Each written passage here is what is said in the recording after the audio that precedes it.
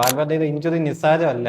ഇതിൽ കിട്ടിയ റിപ്പോർട്ട് എന്ന് പറയുന്ന ഒരു ട്രെയിനിങ് സമയത്ത് എന്താ പറയാ, നമ്മുടെ ഷോമേനി ഒരു കടുത്ത ടാക്കിൾ വാൽവർദ്ധയ്ക്ക് കൊടുത്തു. അപ്പൊ ആ ടാക്കിൾ ഓഫ് കോഴ്സ് വാൽവർദ്ധയ്ക്ക് ഇഷ്ടപ്പെട്ടില്ല. കാരണം ഇപ്പൊ വേൾഡ് കപ്പ് ഒക്കെ വരാൻ പോകുന്ന സമയമാണ്. ഇഞ്ചുറി പറ്റിയാൽ പിടിച്ചിരിക്കാൻ പറ്റില്ല. അപ്പൊ വാൽവർദ്ധ തർക്കിക്കാൻ വന്നു. അപ്പൊ ഷോമിനി സോറി പറഞ്ഞതാണ്, ക്ഷമിക്കണം തെറ്റ് പറ്റിപ്പോയെന്നൊക്കെ പറഞ്ഞതാണ്. പക്ഷെ തൊട്ടടുത്ത ട്രെയിനിങ്ങിൽ എന്ത് സംഭവിച്ചു? വാൽവർദ്ധ പ്രതികാരം ചെയ്തു. ഈഗോ തിരിച്ചു വന്ന് ഷോമിനിയെ ടാക്കിൾ ചെയ്തു. അപ്പൊ ഓഫ് കോഴ്സ് പിന്നെ വാക്ക് തർക്കമായി. അതും പിന്നെ എങ്ങനെയും ഒക്കെ പറഞ്ഞ് സെറ്റിലായി ഒന്ന് ഒതുങ്ങി പോയപ്പോഴാണ് തൊട്ടടുത്ത സെക്ഷനിൽ പിന്നെ എന്ത് സംഭവിച്ചു? ക്യാപ്റ്റന്റെ ഈഗോ പിന്നെ തെളിഞ്ഞു. മനസ്സിലായില്ലേ? ആളെ പിന്നെയും വന്ന് ഷോമിനിയെ ചവിട്ടിയിട്ടു. അപ്പോഴാണ് കാര്യം സീരിയസ് ആയത്. ഇവർ തമ്മിൽ ഭയങ്കര തർക്കമായി.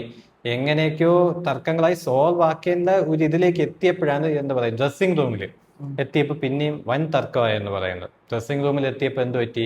നമ്മളെ ഷോമേനിയെ ഈ വാൽവർദ്ധ പിടിച്ചിങ്ങനെ നമ്മൾ അഫ്കോഴ്സ് അടി ഉണ്ടാകുമ്പോൾ ഒന്നും ഇങ്ങനെ തള്ളുമല്ലോ. അപ്പൊ ആ രീതിയിൽ തള്ളാൻ തുടങ്ങിയെന്ന് പറഞ്ഞു. അപ്പോഴ് ഷോമേനി ഒന്നും നോക്കിയില്ല, കൈ ചുരുട്ടി മോന്തക്കിട്ട് ഒന്ന് കൊടുത്തു. ആ